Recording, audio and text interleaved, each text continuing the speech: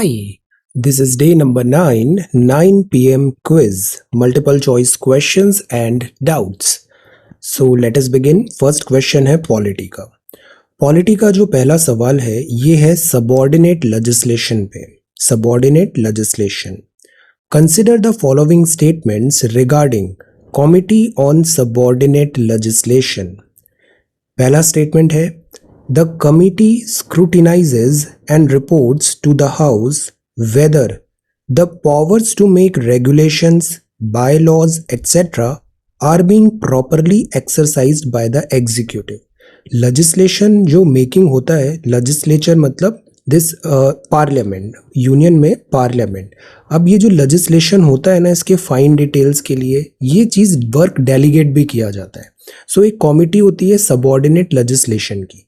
सो ये कमेटी क्या स्क्रूटिनाइज करती है, रिपोर्ट करती है हाउस को कि जो रूल्स हैं, बाय लॉज हैं, ये प्रॉपरली एक्सरसाइज हुए बाय द एग्जीक्यूटिव और नॉट। सेकंड जो होता है, this committee only exists in the Lok Sabha. So आपको बताना है इन दोनों में से करेक्ट ऑप्शन क्या है।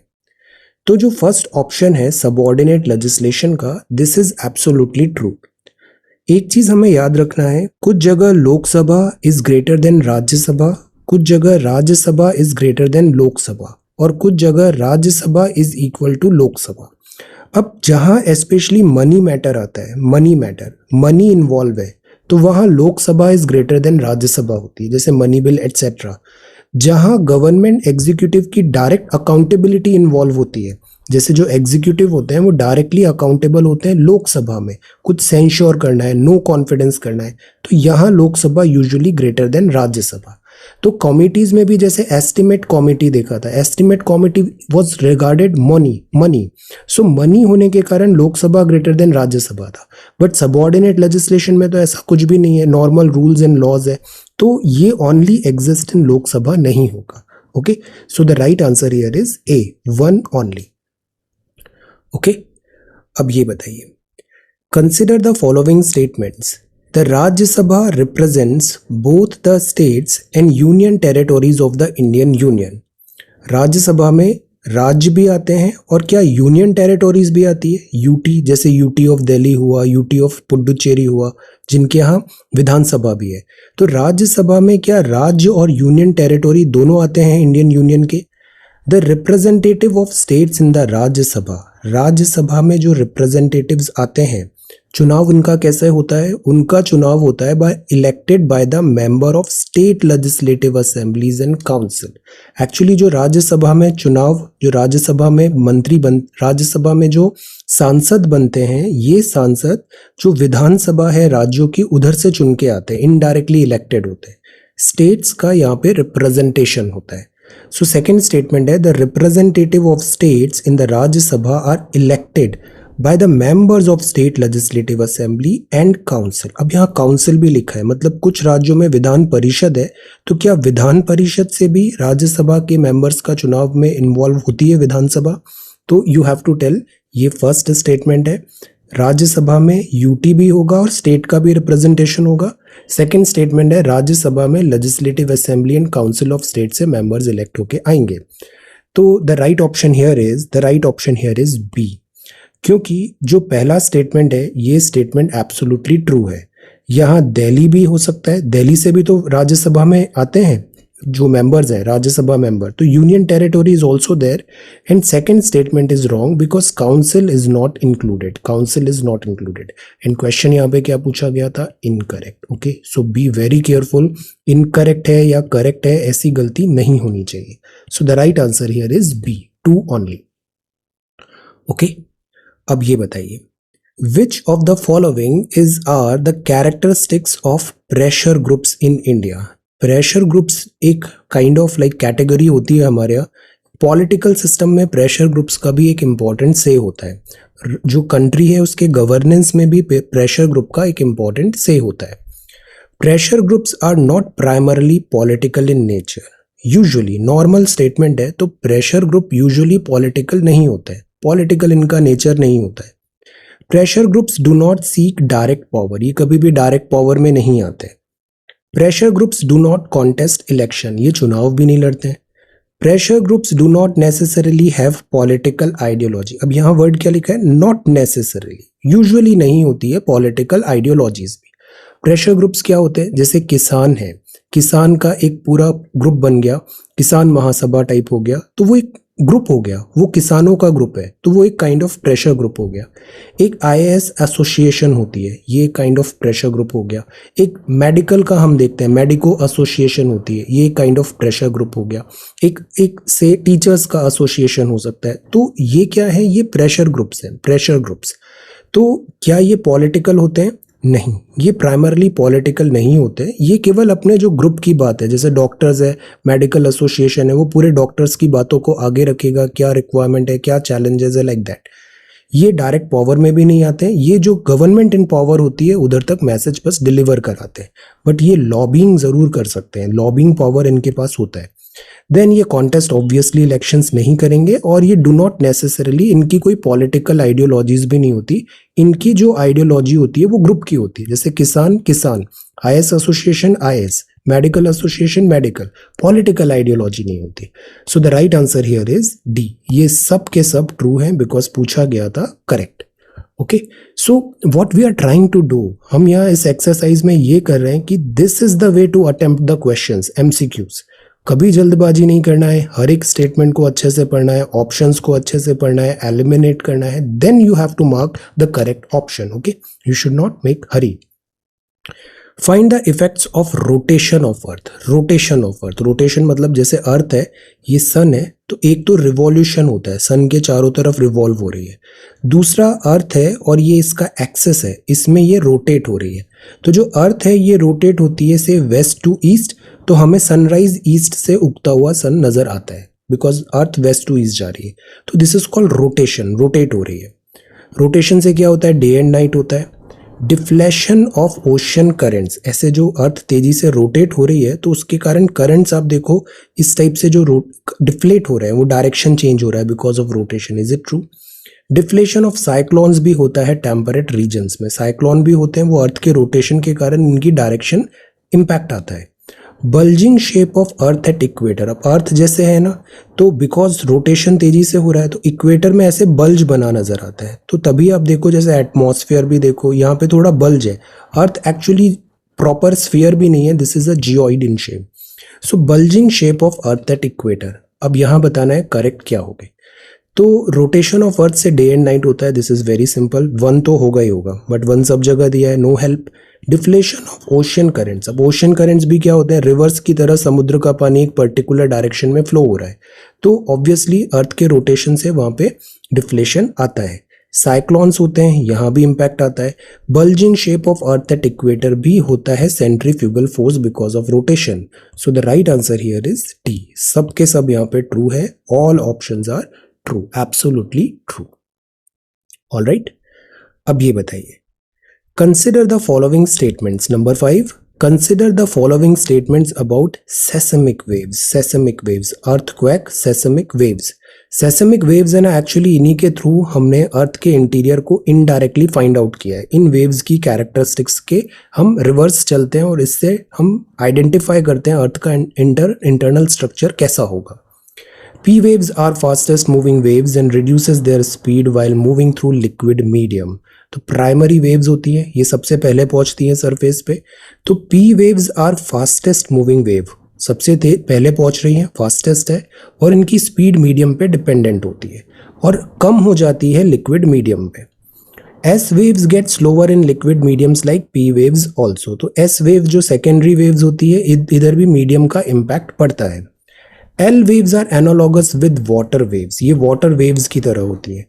Isoseismal lines connect places experiencing earthquake tremors at the same time. Isoseismal, iso word जहाँ पे आ जाता है ना प्रीफिक्स, इसका मतलब सेम है कुछ। अब इसके सेम बाद में हेलिनिटी, जैसे नमक हो जाएगा, हेलाइन है, या फिर आइसो हाइट्स हो गया, इस तरीके से अलग होता है। तो this is seismal, seismal earthquake tremors. So you have to tell इसमें से करेक्ट ऑप्शन क्या होगा।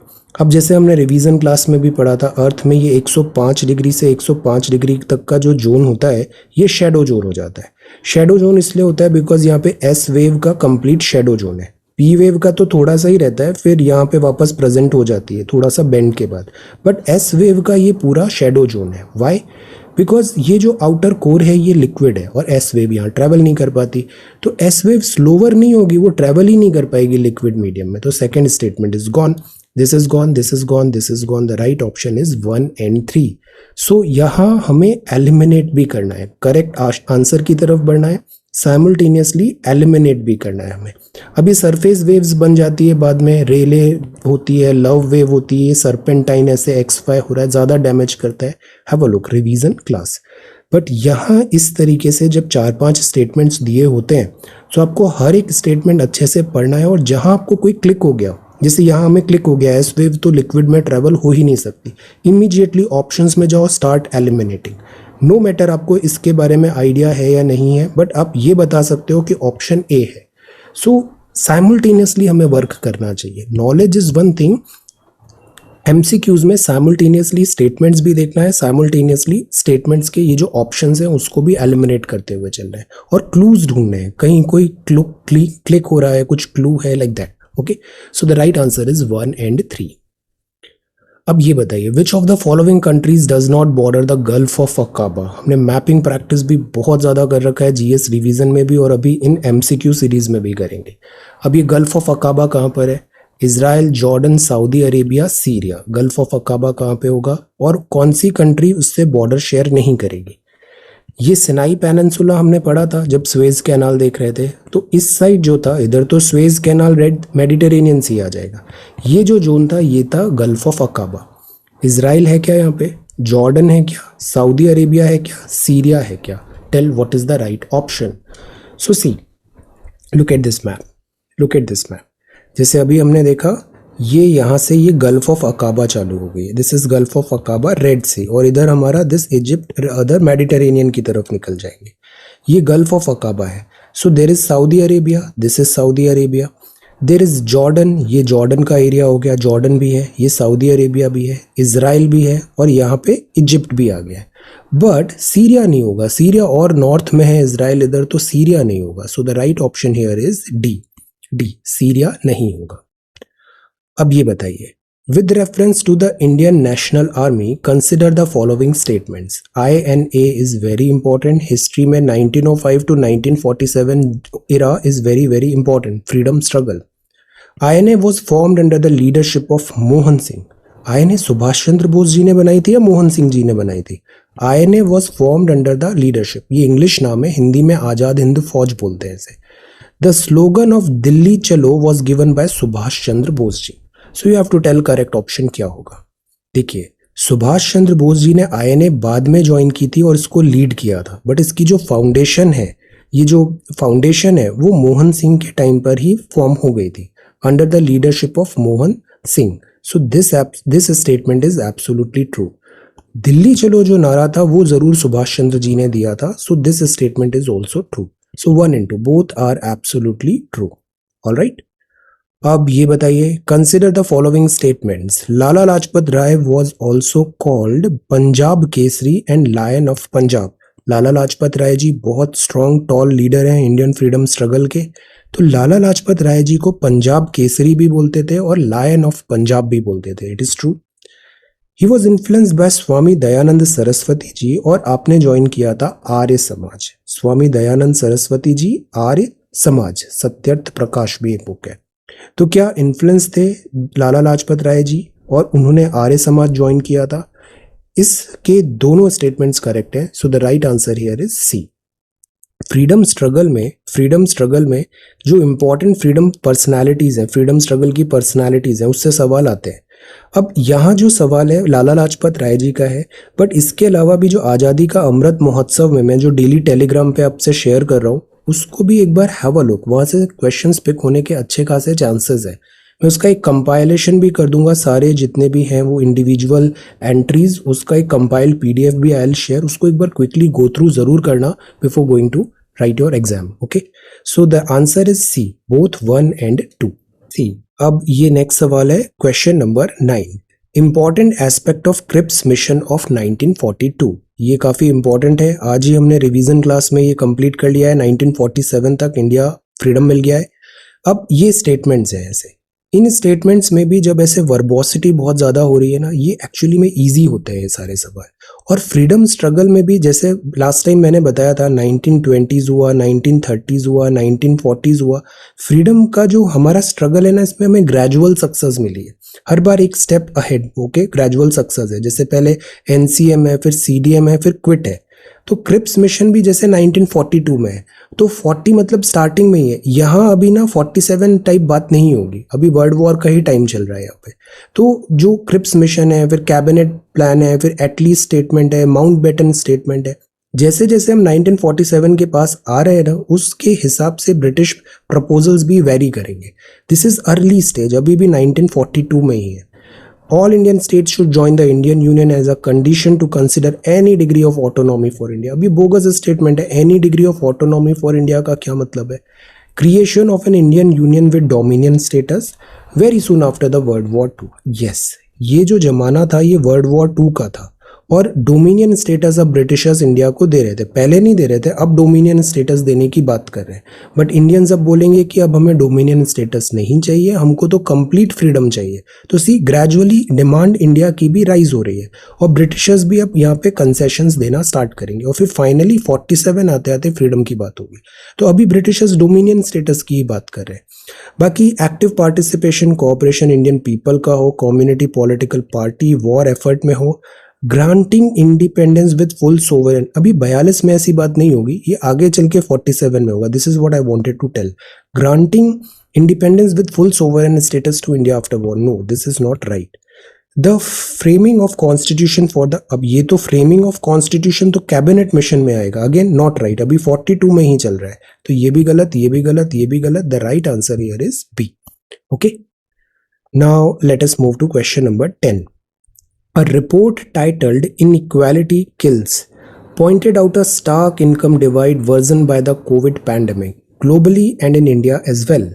It was released by which of the following organization? जब भी ऐसी inequality की बात आ रही है तो DPSP के ये दो याद होने चाहिए आपको। इसके अलावा जब भी inequality की बात आ रही है तो वर्ल्ड इकोनॉमिक फोरम क्या इसकी बात करेगा? ये यूजुअली ना काफ़ी इनोवेटिव, प्रोग्रेसिव इस टाइप की रिपोर्ट्स होती है वर्ल्ड इकोनॉमिक फोरम की। वर्ल्ड बैंक की जो होती है ये डेवलपमेंट ओरिएंटेड ज़्यादा होती है।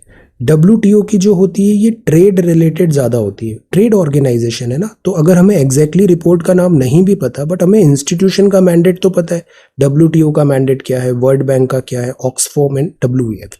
सो इनइक्वालिटी जो है ना, इसका सबसे ज़्यादा प्रोपोनेंट है ये ऑक्सफोम इंटरनेशनल, ये काफ़ी काम करता है इनइक्वालिटी से रिलेटेड। So this is B. Inequality आ रहा है तो ज़्यादा चांसेस है वो ऑक्सफॉर्म इंटरनेशनल का वर्क है।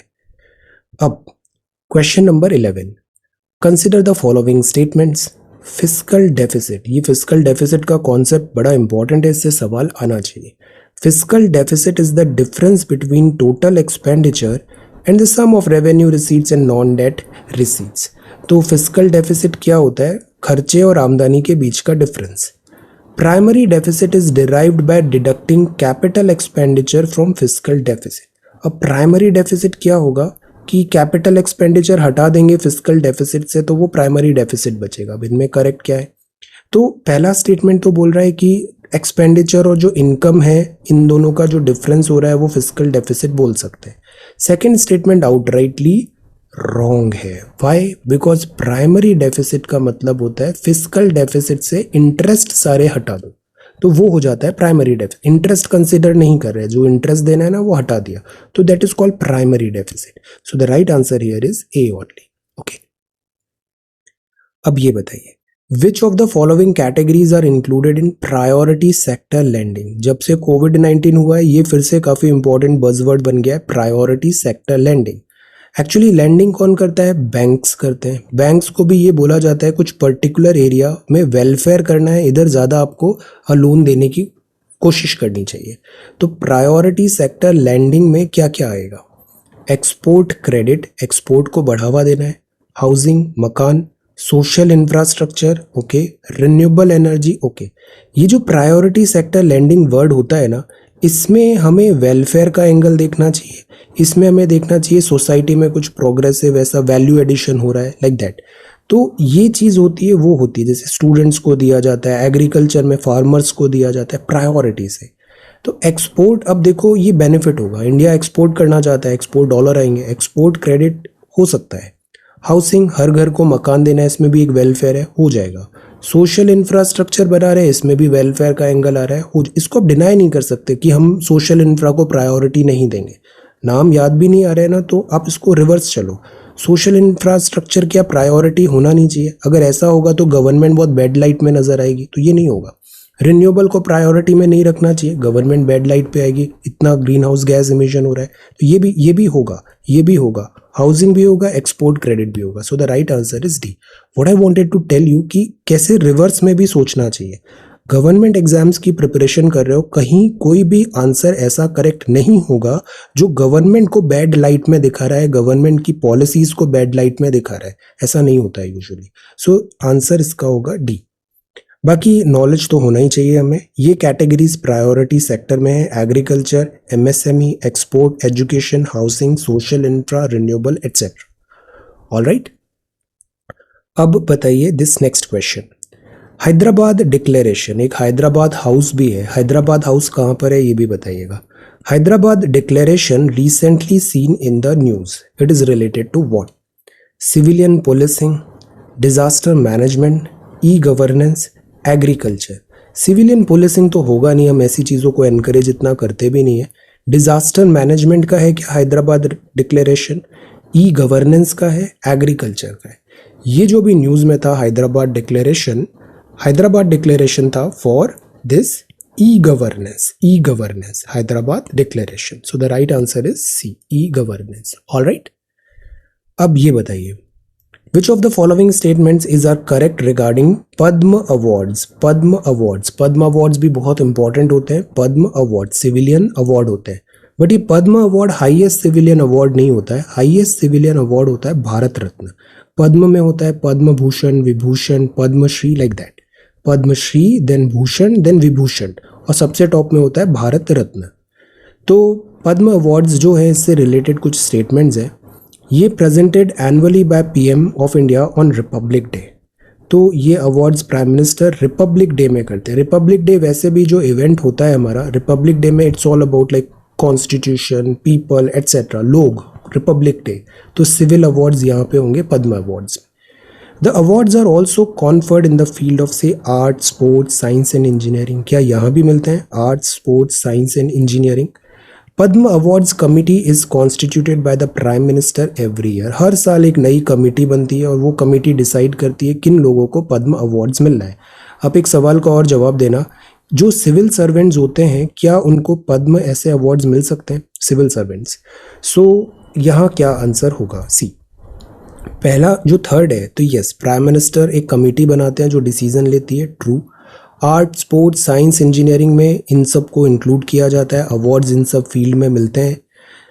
जब भी अवार्ड्स की बात आती है ना, चाहे वो मिलिट्री अवार्ड्स हो, चाहे वो सिविल अवार्ड्स हो, तो अवार्ड्स हमेशा कौन देगा? अवार्ड्स हमेशा फर्स्ट पर्सन ऑफ इंडिया देगा, फर्स्ट पर्सन ऑफ इंडिया। और first person of India PM नहीं होता है, फर्स्ट प्रेसिडेंट होते हैं, president of India. So prime minister नहीं होगा, दिस इज प्रेसिडेंट।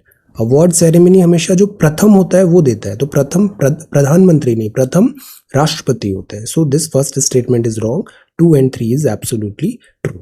ओके, अब ये बताइए, एपेडा, इसमें बहुत गलती करते हैं। Agriculture and processed food products export development authority किस मिनिस्ट्री के अंदर आता है? एग्रीकल्चर, खेती से रिलेटेड है। खेती जो एग्रीकल्चर है, जैसे मिल्क है, मिल्क को प्रोसेस करके क्रीम या फिर चीज़, कर्ड एट्सेट्रा बनाया, प्रोसेसिंग हो गया। फ्रूट है, फ्रूट का फ्रूट जूस बनाया, प्रोसेसिंग हो गया। तो agriculture and processed food products का एक्सपोर्ट डेवलपमेंट अथॉरिटी अपेडा ये किस मिनिस्ट्री के अंदर काम करेगी? Ministry of agriculture and farmers welfare, ministry of rural development, ministry of commerce and industry, ministry of tribal. अब ट्राइबल तो है नहीं। एग्रीकल्चर सबसे ज़्यादा चांसेस लग रहे हैं, बिकॉज यहाँ भी एग्रीकल्चर लिखा है, खेती से रिलेटेड है, फार्मर वेलफेयर एट्सेट्रा। बट यहाँ एक और वर्ड लिखा है, वो है एक्सपोर्ट डेवलपमेंट। तो एक्सपोर्ट मतलब दिस इज बिजनेस एट्सेट्रा, तो ये आती है ministry of commerce and industry. तो ये जो एक्सपोर्ट फूड प्रोसेसिंग है ना, ये बड़ा इंपॉर्टेंट टॉपिक है। एक टॉप्स भी आया था, टॉप्स का फुल फॉर्म क्या होता है बताइए? तो ये this is very important, processed food product, ये आता है ministry of commerce and industry में। All right, so these are the 15 questions for today. मैं सारे डाउट्स कंप्लीट करूंगा यहाँ पे जो आप मुझे भेज रहे हो, give me just little time. Okay, so thank you so much for watching this video. Take care, study well, and be safe.